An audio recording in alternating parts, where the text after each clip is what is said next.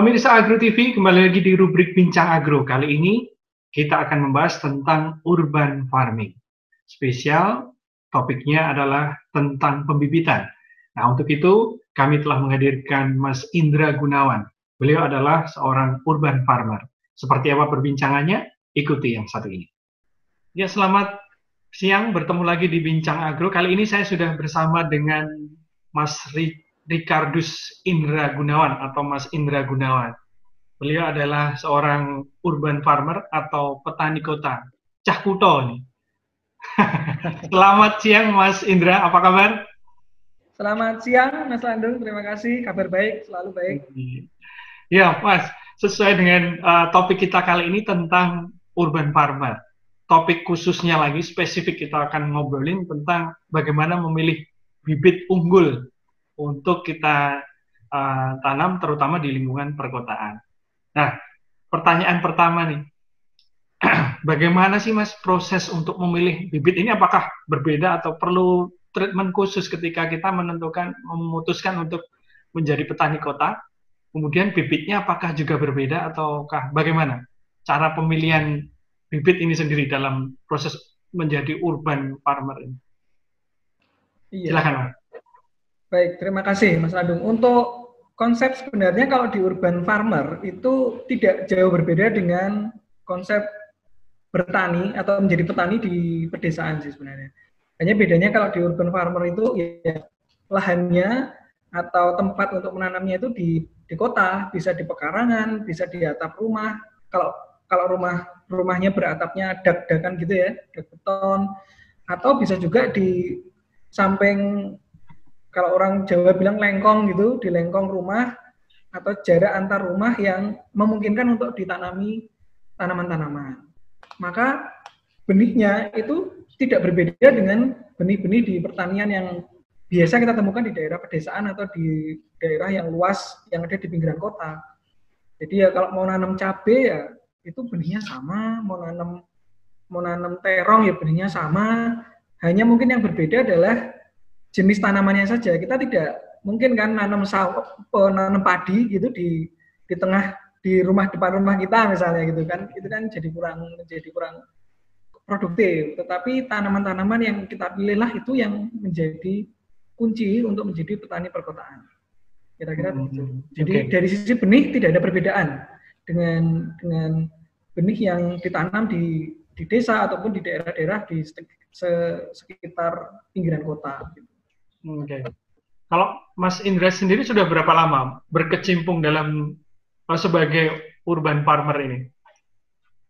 Ya, kalau urban farmer skala hobi dan coba-coba itu sejak 2010 sebenarnya. Saya sudah mulai menanam ya sayuran, ya bunga. Terus kadang-kadang ya jahe-jahe rimbang-rimbang begitu di depan rumah. Tetapi mulai serius untuk menekuni bidang urban farming ini sejak 2015. Jadi sudah mulai milih nih, saya sudah mulai memilih produk apa yang kira-kira bisa saya tanam, kemudian endingnya adalah bisa saya produknya bisa saya makan sendiri ataupun saya jual akhirnya. Oke, ini menarik ini kata memilih. Memilih ini berdasarkan apa, Mas? Atau mungkin bisa merekomendasikan ke nanti teman-teman di agro juga, ini loh dasar memilih itu apa saja, gitu. Tidak sekedar nekat, wah tanam ini, tanam jenis tanam ini. Nah, memilih tadi kata memilih itu pertimbangannya apa saja yang mungkin bisa disampaikan? Ya, memilih itu berdasarkan dari iklim atau lingkungan di sekitar rumah kita. Jadi ya urban farming itu parameter akhirnya adalah rumah di sekitar kita itu. Kalau kita berada di rumah di Semarang nih, misalnya saya ada di Semarang, kemudian sudah tahu suhunya antara suhu yang ada di Semarang itu antara 30 sampai 37, bahkan mungkin ada sampai 40 derajat gitu. Maka kita memilih jenis-jenis benih atau tanaman yang dia bisa tumbuh di suhu yang panas, di iklim yang panas. Dan kondisi air misalnya, kita tidak bisa memaksakan diri menanam atau memilih tanaman yang dia sebenarnya butuh air yang banyak misalnya. Walaupun itu bisa direkayasa ya, dari sisi lingkungan itu bisa direkayasa menggunakan beberapa metode lain yang bisa mengirit, airnya bisa irit gitu. Tetapi benihnya sendiri tetap harus kita, secara pasti harus kita tentukan. Semarang itu panas, maka cabai akan baik, bisa dengan tumbuh dengan baik misalnya. Tetapi jangan paksakan menanam paprika di sini misalnya, di Semarang, karena dia butuh iklim yang lebih dingin gitu. Semangka, melon, oke, itu bisa tanam. Lalu kalau jenis sayur begitu relatif mudah sih. Kalau sayur itu mereka bisa tumbuh di daerah dingin, bisa tumbuh di daerah panas, tetapi tinggal nanti memainkan apa ya? Kalau saya sih nyebutnya rekayasa lingkungan, karena saya juga belajar di situ, maka kondisi-kondisi tertentu yang bisa kita switch untuk bisa membuat tanaman itu tumbuh. Oke. Kalau dari segi media sendiri, Mas, apakah ke urban farmer ini punya, harus medianya harus khusus gitu ketika kembali lagi kita menghadapi lingkungan yang berbeda, lingkungan yang di perkotaan terutama, apakah itu mempengaruhi media tanam juga, termasuk juga ketika hal-hal lain, misalkan tadi Mas bilang tentang kita bisa sayuran tapi harus dengan rekayasa lingkungan, apakah nanti berarti semakin kompleks lagi ketika kita memutuskan untuk menjadi seorang urban farmer, seperti itu. Iya, kalau media, ya kita bisa pilih media tanah yang sudah direkayasa seperti penambahan bokasi, penambahan pupuk, kandang, dan sebagainya, itu menjadi salah satu cara untuk menyuburkan tanah di kota. Karena beberapa tempat yang saya temukan di perkotaan itu tanah itu kan sudah tidak subur. Jadi memang berbeda sekali ininya, karakteristik tanahnya. Menggunakan tadi itu dicampur dengan berbagai macam. Tapi saya sendiri, saya pribadi memilih menggunakan tidak menggunakan tanah. Jadi media tanah itu dengan media lain seperti kokopit, ya kan, sekam bakar, gitu. Terus mungkin penggabungan antara kokopit dan sekam bakar saya campur. Cuma saya menghindari penggunaan tanah untuk saat ini ya, karena memang saya melihat tanah kalau melibatkan tanah itu problemnya dari penyakit, dari bakterinya itu agak susah untuk saya kontrol gitu, susah saya kendalikan, sehingga saya memilih untuk menggunakan media lain selain tanah. Tetapi tentunya bahan pendukung lainnya seperti pupuk dan sebagainya saya usahakan tetap organik. Seperti itu. Kembali tentang pembibitan, Mas. Apakah memungkinkan ketika misalkan nanti teman-teman di pemirsa agro ini memutuskan, saya ingin mencoba untuk menjadi urban farmer, tapi saya ingin melakukan pembibitan sendiri. Nah, itu isu prosesnya istilahnya butuh berapa lama? Apakah itu memungkinkan ketika biasanya kan mungkin ibu rumah tangga, ini ada biji cabai kita simpan, aku akan coba. Apakah itu langkah yang memungkinkan atau lebih efektif lagi ketika kita beli bibit yang sudah jadi saja, seperti itu? Ya, kalau bagi urban farming atau urban farmer, petani yang berada di kota, praktisnya itu beli benih yang sudah jadi aja. Bagi saya, karena untuk membuat nursery atau pembenihan dan kemudian dibibitkan lagi, itu kan butuh proses. Teman juga sedang memberikan untuk pembibitan hal seperti itu setelah dibuat planningnya itu butuh mungkin sekitar 12 bulan untuk mencari galur yang tepat, yang istilahnya menjadi dari F1, F2, F3, F4 yang balik lagi ke F1 itu butuh sekitar 12 bulan mungkin untuk bisa mendapatkan galur murninya lagi, supaya tanaman ini bisa sesuai seperti dengan yang kalau bahasa Inggrisnya parents dan grandparents-nya, jadi orang tua dan kakeknya itu. Nah, bagi kita yang mungkin hanya punya sedikit tempat, waktu itu kan lama ya, 12 bulan itu kan merawat tanaman 12 bulan, sehingga punya bibit lagi terlalu lama, sehingga bagi saya akan lebih murah kalau beli benih yang sudah jadi atau kerjasama dengan nursery yang memang kesehariannya mengerjakan itu, yang memang dari sisi sterilitas tempatnya, kemudian dari sisi yang mengerjakan juga pasti lebih higienis, karena itu kan benih kalau ditangani kurang higienis juga hasilnya akan tidak akan murni, tidak akan baik. Oke. Kalau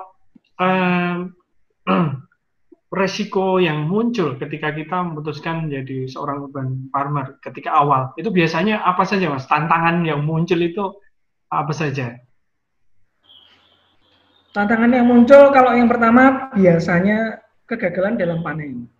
Jadi misalnya kita nanam begitu, terus tanamannya mungkin bisa kering karena kita tidak terbiasa, atau tanamannya bisa cebol karena kita tidak tahu dosis yang tepat seperti itu.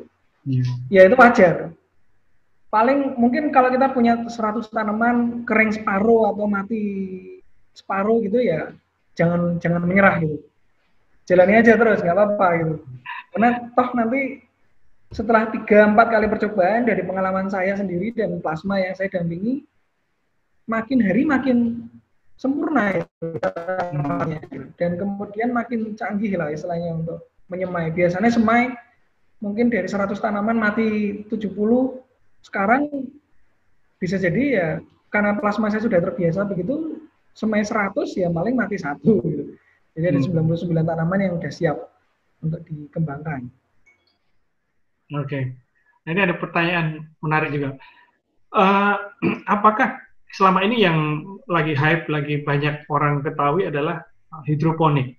Apakah memang hidroponik ini identik dengan urban farmer atau urban farming ini? Apakah memang urban farming sama dengan hidroponik? Apakah seperti itu, Mas Indra?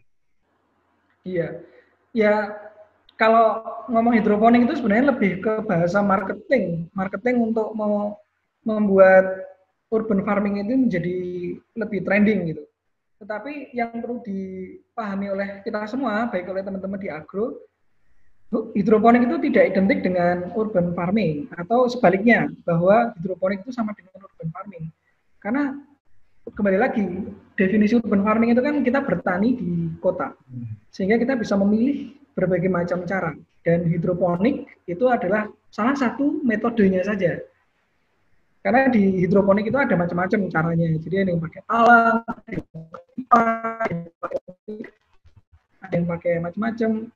Yang prinsipnya kalau hidroponik itu dia tidak menggunakan tanah, dan dia menggunakan media air sebagai distribusi nutrisinya. Nah, kalau urban farming macam-macam, dengan metode pekarangan yang masih pakai tanah, atau dengan polybag yang dicampur antara tanah, bokasi, dan sekam bakar misalnya, itu juga bisa. Hanya memang orang bilang hidroponik itu praktis di treatment, di penanganan, dan sebagainya. Itu benar. Hanya kalau yang statement bahwa hidroponik sama dengan urban farming, atau identik dengan urban farming, ya enggak juga sih. Hanya kebanyakan orang yang berada di perkotaan memilih hidroponik karena lebih simpel dalam pengerjaannya. Oke. Nah, sekarang ini Mas, tipsnya Mas, tips maupun trik ketika kita memutuskan menjadi seorang urban farmer ini, apa saja sih yang dibutuhkan? Termasuk mungkin nanti saya tekankan juga tentang tadi pemilihan lokasi, apakah itu juga menjadi pertimbangan? Monggo silakan. Ya, untuk lokasi, kalau sekedar untuk memenuhi kebutuhan pangan domestik ya, jadi misalnya kita menanam untuk supaya kita nggak belanja keluar terlalu sering atau banyak, terutama di kondisi COVID gini kan dibatasi untuk pergi kemana-mana, ke pasar pun kita juga harus berjaga-jaga. Nah, konsep urban farming ini justru mendukung itu sebenarnya, yang disebut ketahanan pangan domestik.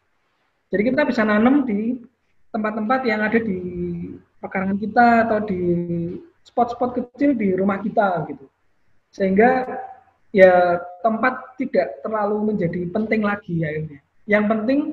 Yang penting atau yang perlu diperhatikan adalah tempat itu masih terjangkau sinar matahari, tidak terlalu gelap, tidak terlalu lembab, sehingga sayuran ataupun buah-buahan yang mau ditumbuhkan masih bisa tumbuh dengan baik gitu. Kalau kejar optimal memang macam-macam syaratnya gitu Mas Landung. Jadi harus luas harus berapa, terkena sinar matahari dari jam berapa sampai jam berapa gitu. Tapi Ya kalau di perkotaan yang mungkin rumahnya rata-rata berapa ya? Sekitar 45 meter persegi begitu, luas tanahnya 100 atau 120, itu sudah, saya kira kok sudah cukup, tanpa ada persyaratan lain yang nanti malah jadi nggak simple ya. Jadi urban farmer itu kan kita nyari nanam simple, ya apa ya istilahnya, keep it simple stupid gitu ya, kiss gitu ya. Jadi yang penting happy aja kalau nanam gitu, karena ya ini pengalaman juga, ini menarik, ini jadi cerita. Pada saat kita nanam tanaman gitu dan kita nggak happy, tanamannya kerasa. Tapi pada saat kita merasa happy, kita merasa senang dengan tanaman yang kita rawat gitu, tumbuhnya bagus gitu. Walaupun kalau dipikir-pikir sebenarnya ya kurang cahaya atau mungkin kurang apa, tapi ya ternyata ada frekuensi loh yang bisa di. Nah itu yang ada bonding ya, ada bonding dengan tanamannya. Jadi mungkin termasuk tadi ketika menyemai pun juga seperti itu ya. Ketika kita moodnya tidak baik, kita istilahnya memaksakan, ini saya nebar 100, nanti harapannya 100 semua harus, ketika kita moodnya udah nggak baik, dia tumbuh ternyata cuma 20%-nya saja. Bisa jadi itu. Ini ya percaya nggak percaya ya. Jadi memang dari tahun 2015 saya memperhatikan itu, oh iya, ternyata kalau pas lagi nggak enak hati gitu, merawat tanaman ya mereka jadi kerasa gitu sih. Oh ini ya. Poin yang penting, keren sekali nih Mas. Jadi bonding antara si petani dengan tanamannya ini harus terjaga. Iya. Jadi kayak merawat anak ya. Harus ada penelitian mungkin kali ya, kita mungkin bisa. Nanti mungkin kita bicarakan di topik selanjutnya, bagaimana bonding dengan tanaman. Boleh juga sih. Oke, Mas Indra ini aktif di komunitas atau single factor nih, atau sendiri di komunitas tentang yang urban farmer ini? Kalau saya ini dengan teman-teman lebih membentuk bukan komunitas tapi memang entity bisnis. Saya belum bergabung di komunitas macam-macam. Dulu sempat bergabung di komunitas hidroponik di Indonesia, tetapi ya ini mereka lagi stagnan komunitasnya. Jadi sambil menunggu mereka gerak lagi, ya saya jalan sendiri dengan teman-teman yang memang concern dengan pertanian perkotaan. Prinsipnya adalah mengenalkan ke orang-orang bahwa ya tadi tuh bertani yang simple, yang bisa having fun, tetapi juga menghasilkan. Oke. Jadi nanti kalau ada teman-teman pemirsa Agro TV yang mau ikutan jadi urban farmer, bisa kontak ke Mas Indra juga ya? Bisa. Tempat kami kalau untuk demplot ya, jadi untuk demonstration plot itu ada di Lembah Kalipancur. Jadi kalau teman-teman area berada di sekitar Manyaran begitu, bisa main ke sana. Di situ ada tim kita yang memang secara rutin berada di situ. Ya mungkin bukan riset ya, tapi lebih ke merawat tanaman supaya stress healing kayak gitu mereka. Ya, betul. Sisi lainnya itu ya. Oke, jadi teman-teman pemirsa di Bincang Agro nanti kalau tertarik dengan urban farmer ini bisa ke Lembah Kalipancur ya. Kalau pengen ngulik-ngulik lagi seperti apa sih, detailnya seperti apa, tanamannya seperti apa, hasilnya seperti apa, nah itu bisa ke Lembah Kalipancur itu. Oke, terima kasih Mas Indra untuk waktu dan kesempatannya. Nanti kita bincang-bincang sambung lagi dengan topik yang lain tentunya. Masih banyak, semisal tadi bonding antara petani dan tanamannya tadi, itu juga bagus juga. Nanti tunggu saja di Bincang Agro selanjutnya. Terima kasih, selamat beraktivitas kembali. Selamat siang, sehat selalu. Salam Agro. Selamat siang, terima kasih Mas Randung ya. Pemirsa, itu tadi Bincang Agro kita kali ini yang membahas tentang urban farming dengan spesial tema yaitu tentang pembibitan bersama Mas Indra Gunawan, seorang urban farmer. Ikuti terus Bincang Agro selanjutnya tentu saja dengan topik-topik lainnya yang lebih menarik lagi. Salam Agro.